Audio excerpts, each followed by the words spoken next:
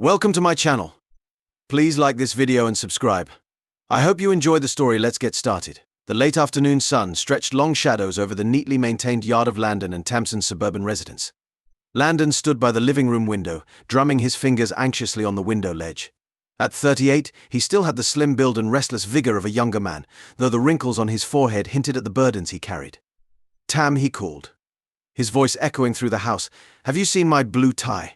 The one with the subtle designs." Tamsin's irritated reply floated down from upstairs. "How would I know?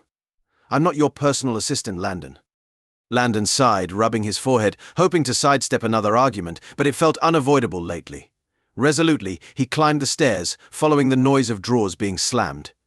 He found Tamsin in their bedroom, surrounded by a chaos of discarded clothes. She stood before a full-length mirror, holding up two nearly identical designer dresses.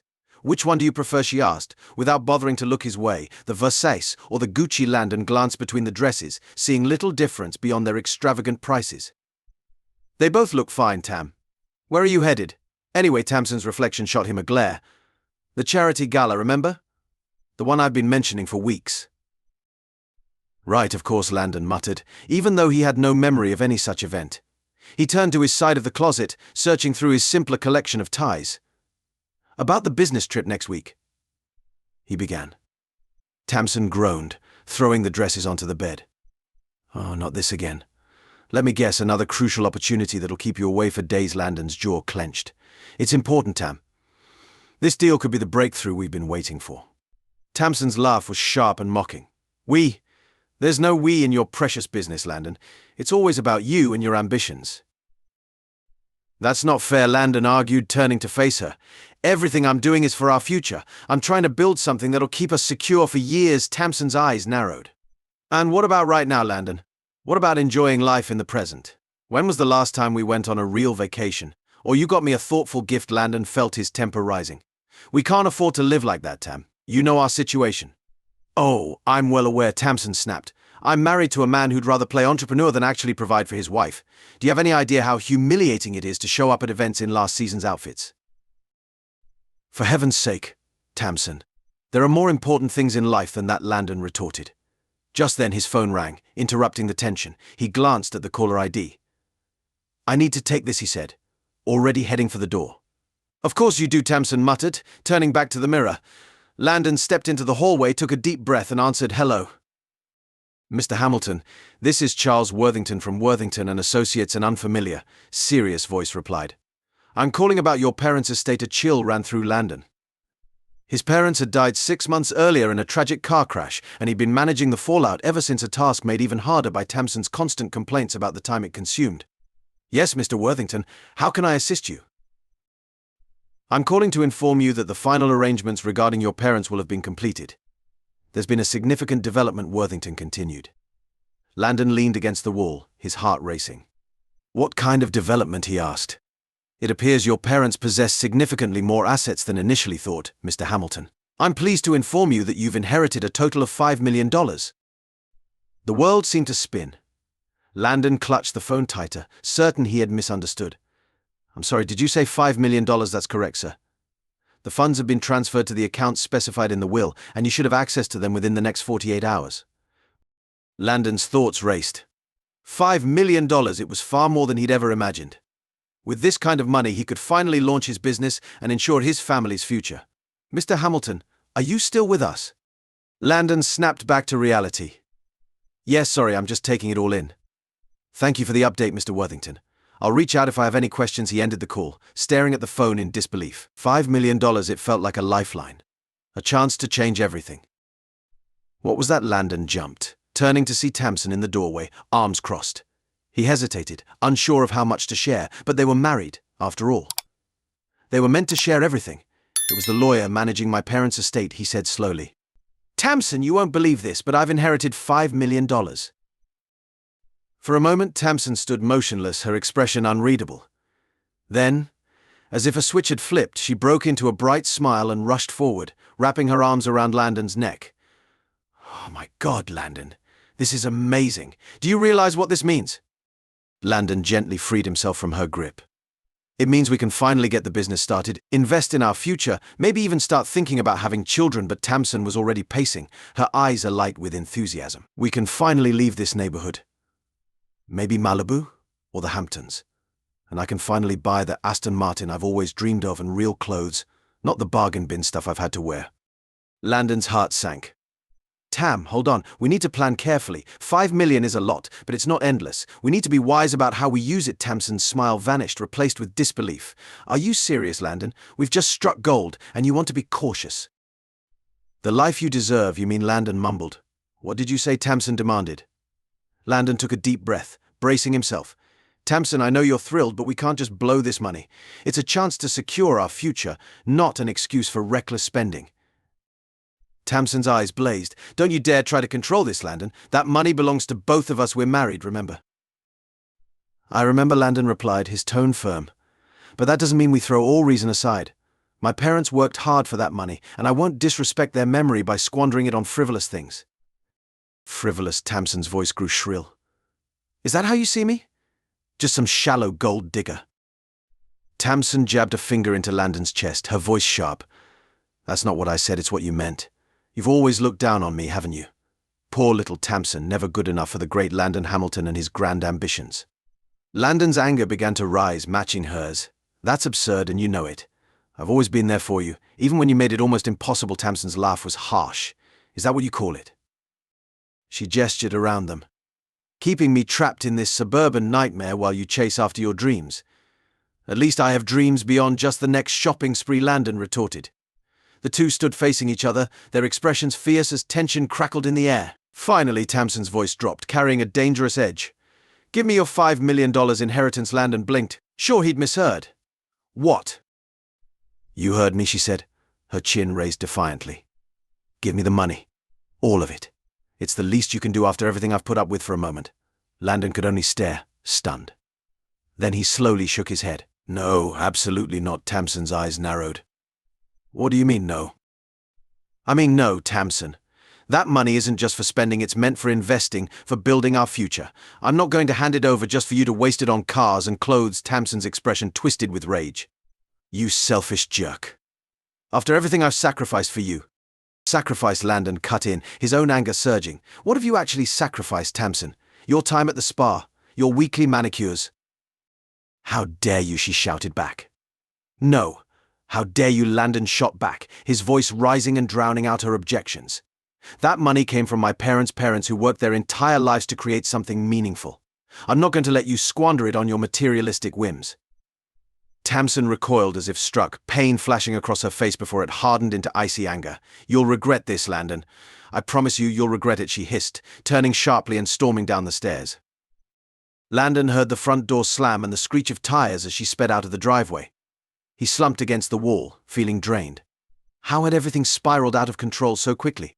He had believed the inheritance would be a blessing, a way to improve their lives. Instead, it seemed like it might be the final blow to their marriage. As the sun dipped below the horizon, casting long shadows through the house, Landon couldn't shake the sense that this was just the beginning. Tamsin's parting words rang in his ears, both a promise and a threat. You'll regret this. He had a sinking feeling she might be right. The harsh glow from the laptop screen illuminated Landon's face as he sat hunched over his desk, the clock ticking relentlessly toward midnight. He rubbed his eyes, feeling the weight of the past days pressing heavily on him. A gentle knock at the door broke his concentration. Come in, he called out, his voice rough from lack of use. Marcus, his best friend and confidant, stepped inside. He took in Landon's disheveled state with a raised eyebrow. You look awful, man. Landon leaned back, managing a wry smile. Thanks. I feel even worse. Marcus pulled up a chair, his expression serious. How are things with Tamsin? Landon's jaw tightened at the mention of her name. Radio silence. She's been staying with her sister since the fight. I tried calling, but he trailed off, shaking his head. The inheritance? Marcus asked cautiously.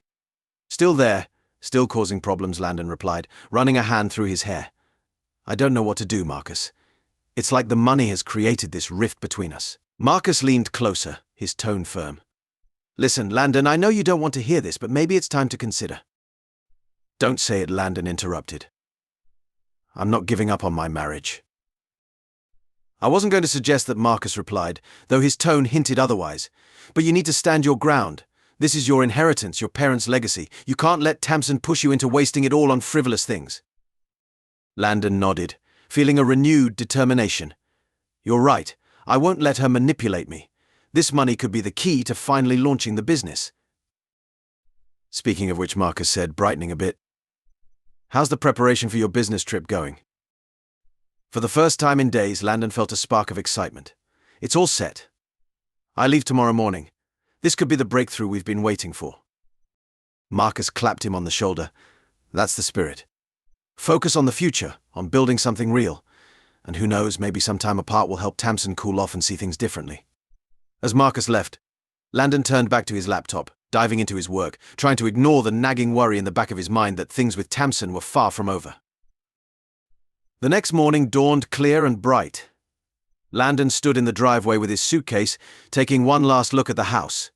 He couldn't shake the sense that something wasn't right. His phone buzzed in his pocket, and his heart raced as he hoped to see Tamsin's name. But instead it was a message from Marcus Good Luck on the trip.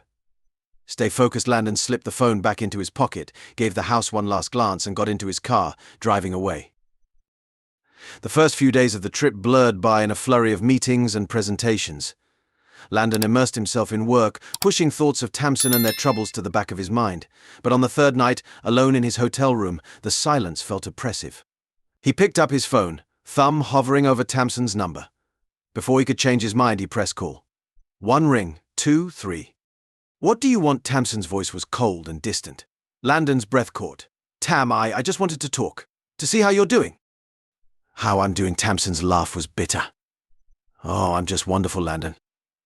Living at my sister's place while my husband runs off across the country, sitting on a fortune he refuses to share. Landon felt his temper flare. That's not fair, Tamsin. You know why I'm here. This trip could change everything for us. As Tamsin scoffed. There is no us anymore, Landon. You made that clear when you chose your precious business over me. I didn't choose. Save it, Tamsin cut him off sharply. I'm done listening to your excuses. You want to know how I'm doing? I'm furious, Landon. And I promise you'll regret treating me like this. The call ended abruptly, and Landon stared at the phone, a chill running down his spine. There had been a cold, steely edge in her voice that he'd never heard before. He dialed another number, his hands trembling slightly. Marcus picked up on the second ring. Landon, what's up? Everything all right? I just spoke with Tamsin, Landon replied. His voice strained. I'm worried, she sounded. Different. Like she might do something dangerous. Marcus was silent for a moment, then spoke again, his tone cautious and deliberate. What exactly did she say? Landon recounted the conversation, the knot in his stomach tightening with every word. When he finished, the silence lingered between them. Landon, Marcus finally said, I think you should come home now. What? No, I can't just abandon this deal. Forget the deal, Marcus interrupted. I've got a bad feeling about this. Tamsin's always been unpredictable, but this feels different, like she's planning something. Landon wanted to argue, to dismiss Marcus's concerns, but he couldn't shake the memory of Tamsin's tone, the cold menace in her words. All right, he agreed at last. I'll book the next flight back. As he hurriedly packed his things, his phone buzzed again. It was a message from Tamsin. Hope you're enjoying your trip. Don't worry about the house. I'm taking great care of it. The words sent a shiver down his spine. He tried calling her, but it went straight to voicemail. The flight home dragged on endlessly, with Landon's mind racing through every possible scenario, each one worse than the last. By the time the plane touched down, his nerves were frayed. Marcus was there to meet him at the airport, his expression somber. Any word from Tamsin? Marcus asked as they rushed to the car. Landon shook his head. Nothing since that text. I've tried calling, but she's not answering. They drove in tense silence, familiar suburban streets flashing by in a blur. As they turned onto Landon Street, he leaned forward, straining to see his home. Oh my God, he whispered. The house his parents' home, where he had grown up, was in shambles. Windows were smashed, the front door hung off its hinges, and the neatly trimmed lawn was torn up and strewn with debris. Landon leapt out of the car before it had fully stopped, sprinting toward the house. Tamsin, he shouted, his voice breaking. Tamsin, are you here? He burst through the shattered door, halting at the sight of the wreckage inside. Furniture was overturned, picture frames lay shattered, and scrawled across the living room wall in large red letters was a message: hope it was worth it. Marcus appeared beside him, looking pale. Jesus Christ, he murmured. Landon stood amidst the destruction, struggling to comprehend what he was seeing. This was his home, his sanctuary, and Tamsin, she had done this. "I can't believe it," he said, his voice hollow. "She actually did this. She destroyed everything." Marcus placed a hand on his shoulder. "Landon, I'm so sorry, but we need to call the police. This is serious, it's criminal." Landon nodded numbly, still staring at the spray-painted words as Marcus stepped away to make the call. Suddenly a thought struck him. "Wait," he said abruptly. Marcus turned, confused. "What is it?" Landon was already moving toward the study. "Before I left, I had a gut feeling. I installed security cameras, hidden ones." Realization dawned on Marcus's face. "You mean you caught all of this on video?" "Yes," Landon said, starting up his computer. "If she did this, we've got proof." As the security footage played, Landon felt a swirl of emotions. There was Tamsin, her expression twisted with rage as she smashed vases and overturned furniture. He watched her spray painting the walls, her movements frantic and wild. "I can't believe it," Marcus whispered. "She's lost it," Landon replied, eyes fixed on the screen. He had known Tamsin could be spiteful, but this level of destruction, this sheer malice, was beyond anything he had imagined. As the video ended, Landon took a deep breath, his decision made. "I'm calling the police," he said firmly, "and then I'm calling a divorce lawyer." Marcus nodded, giving his shoulder a supportive squeeze. "You're making the right choice, Landon." She's gone too far. As they waited for the authorities to arrive, Landon stood in the wrecked living room, surrounded by the remnants of his marriage. He thought about the inheritance, the dreams he'd had, and the woman he'd once loved, now unrecognizable. The distant wail of sirens interrupted his thoughts. Landon squared his shoulders, preparing himself for what lay ahead. This wasn't the end he had wanted, but he was determined to confront it head-on. When the police cars arrived, Landon felt a strange sense of calm settle over him. The worst had already happened, and he'd survived. Whatever came next, he would face it with the same determination that had brought him this far. The destruction of his home wasn't just an end, it was a new beginning. A chance to rebuild not just his house, but his entire life, this time on a stronger foundation. The harsh, fluorescent lights of the police station cast long shadows over Landon's face as he sat in the interview room, his fingers drumming anxiously on the metal table. The door opened, and Detective Sarah Collins walked in, a file under her arm. "Mr. Hamilton," she said, sitting down across from him, "thank you for coming in. We need to ask some questions about the incident at your house." Landon leaned forward, his voice tense. "Detective, I've already explained everything. My wife, Tamsin, she..." "We understand, Mr. Hamilton," Detective Collins interjected gently. "But we need to review the details. You mentioned you have video evidence of your wife causing the damage." Landon nodded, handing over a USB drive. "It's all here, every bit of it." As the detective plugged in the drive and watched the footage, Landon observed her expression shift from surprise to disbelief. When the video ended, she looked at him seriously. "Mr. Hamilton, this is... well, it's substantial evidence. Your wife may be facing significant charges." Landon ran a hand through his hair, feeling the gravity of the situation settle on him. "What happens next?" he asked. Detective Collins leaned back, her tone professional but not unkind. "We'll need to bring your wife in for questioning. Given the evidence, it's likely we'll press charges for criminal property damage, among other things." As Landon left the police station, the cool night air hit his face like a shock. Landon's phone buzzed in his pocket with a message from Marcus. How did it go? "Call me." He dialed the number, and Marcus answered on the first ring. "Landon, what happened?" Marcus asked. Landon sighed, his voice heavy with exhaustion. "They're going to arrest her, Marcus. The video, it's all they need as evidence." There was a pause on the other end. "I'm sorry, man. I know this isn't what you wanted, no." Landon replied, his voice growing firm, "But it's what has to happen. She made her choice. Now she has to face the consequences." The following days blurred by, filled with police reports, insurance claims, and hushed conversations with his lawyer. Landon buried himself in work, using it as a buffer against the storm of emotions threatening to take over. On a grey Tuesday morning, he received the call. 2301 Tamsin had been arrested without resistance at her sister's home. Landon listened to the detective, feeling a mixture of relief and sadness as he ended the call. Marcus appeared in the doorway of their temporary office. "Was that about Tamsin?" he asked cautiously. Landon nodded, his face revealing nothing. "They've taken her into custody.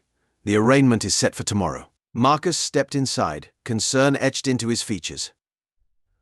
"Are you going?" After a moment of silence, Landon shook his head. "No, I can't. I won't give her the satisfaction. My lawyer will be there. That's enough. Marcus nodded, understanding in his eyes. What about the house? Have you decided what to do? Landon stood up and walked over to the window. Outside, he could see the ruins of his childhood home, a painful reminder of all he'd lost. I'm going to rebuild, he said after a pause, not just the house, but my life. It's time to begin again. The day of the arraignment arrived, bright and clear, a sharp contrast to the turmoil within Landon. He sat in his temporary office, trying to focus on work, but his thoughts kept drifting to the courtroom across town. His phone buzzed with a message from his lawyer. Tamsin pled not guilty. Trial date set for 3 months from now. Landon stared at the message, a wave of mixed emotions washing over him. Part of him had hoped, perhaps foolishly, that Tamsin would take responsibility, that she'd show some remorse. But the not guilty plea, it was just another betrayal. A knock on the door pulled him back to the present. It was Marcus, concern written all over his face. Hey, Marcus began softly. I saw the news. Are you okay? Landon managed a weak smile. I'm fine. It's just, I don't know. I guess I was hoping for some sort of closure. Marcus pulled up a chair, his expression serious. Landon, I know you don't want to hear this, but maybe it's time to think about talking to Tamsin. Hearing her out, Landon's jaw tightened. Hearing her side, Marcus, you saw what she did? There's no excuse for that kind of destruction.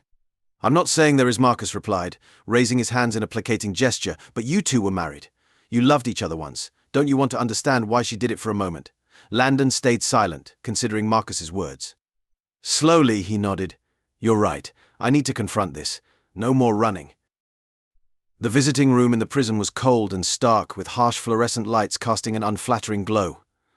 Landon sat at a metal table, his heart racing as he waited. The door opened, and there she was, Tamsin, her usual polished look replaced by a prison jumpsuit and a haunted expression. For a moment, neither spoke, the weight of everything that had happened hanging heavily between them. Finally, Tamsin broke the silence. I didn't think you'd come. Landon met her gaze, his voice steady. I almost didn't. Tamsin sat across from him, her hands fidgeting on the table. Len, I don't know what to say. Start with why, Landon said, a sharp edge in his tone. Why did you destroy our home, Tamsin? What were you thinking? Tamsin's eyes flashed with a familiar defiance. What was I thinking? I was thinking about how you chose your precious business over me, how you got that windfall and kept it all to yourself. Landon leaned forward, his voice low and intense. That money was my inheritance, Tamsin, from my parents. Instead of respecting that, you acted like a spoiled child. A tantrum. Tamsin's voice rose, drawing attention from the guards, then she lowered it with effort. Is that what you think this was, Landon? I sacrificed everything for you, my dreams, my ambitions, and when we finally had a chance to live the life I dreamed of, you shut me out. Landon shook his head, disbelief in his voice. The life you dreamed of, Tamsin. That money wasn't for shopping sprees and luxury cars. It was a chance to build something real, something lasting. And what about what I wanted? Tamsin shot back. Did you ever think about that? They stared at each other, years of resentment and misunderstanding laid bare. Then Landon spoke, his voice quiet but resolute. I did think about it, Tamsin. But your desires, they were never satisfied. You always wanted more. More money, more things, more status. And I realized, standing in that wrecked house, that nothing would ever be enough for you. Tamsin's face crumpled, tears filling her eyes. So that's it. You're just going to walk away from our marriage? Landon stood, his expression firm. No. Tamsin, you did that when you destroyed our home. I'm just making it official. As he turned to leave, Tamsin's voice broke behind him. Landon, please. I'm sorry. I never meant for it to go this far. He paused at the door, looking back at the woman he had once loved. I know, Tam. But sometimes sorry isn't enough. He walked out, leaving Tamsin and the shattered remains of their relationship behind. The next few months swept by in a flurry of activity. Landon focused all his energy on rebuilding the house, channeling a large portion of his inheritance into creating a home that would honor his parents' memory and face the future. As the trial date approached, Landon found himself spending more time at the construction site, overseeing the work and making decisions about every detail of the rebuild.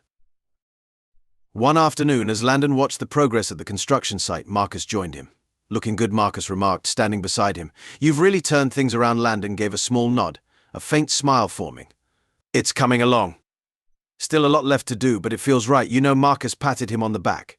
I do, and I'm proud of you, man. You've handled this better than most would have. Landon turned to face Marcus, his expression serious. I couldn't have done it without you, Marcus. Your support has meant everything. For a while, they stood in silence, watching the workers on the site. Then Marcus spoke again, his tone careful. So the trial is next week. Have you made up your mind about testifying? Landon sighed, running a hand through his hair. Yeah, I'm going to do it. My lawyer thinks it's necessary and I need to see this through for my own peace of mind. The courtroom was filled on the day of the trial, with a mix of curious spectators and local media occupying the benches. Landon sat behind the prosecutor's table, hands tightly clasped, listening to the opening remarks. When it was his turn to testify, he walked to the stand slowly, aware of all the eyes on him. After swearing to tell the truth, he noticed Tamsin at the defense table, her face a mix of remorse and defiance. The prosecutor approached him, speaking calmly and professionally. Mr. Hamilton, could you describe the events leading to the destruction of your home? Landon inhaled deeply, speaking steadily as he detailed the inheritance, the disputes, and the business trip. When he mentioned the hidden cameras, a murmur rippled through the courtroom. And why did you feel the need to install these cameras, Mr. Hamilton? The prosecutor inquired. Landon looked across the room, meeting Tamsin's eyes. Because I knew my wife. I understood her potential for extreme actions. I hoped I was wrong, but I had to protect myself just in case. The cross-examination was harsh, with Tamsin's attorney attempting to portray Landon as controlling and domineering. Yet Landon remained composed, answering honestly and without wavering. When he finally stepped down from the stand, he felt a sense of relief wash over him. No matter what the trial's outcome, he had shared his truth. The jury's deliberation was thankfully brief.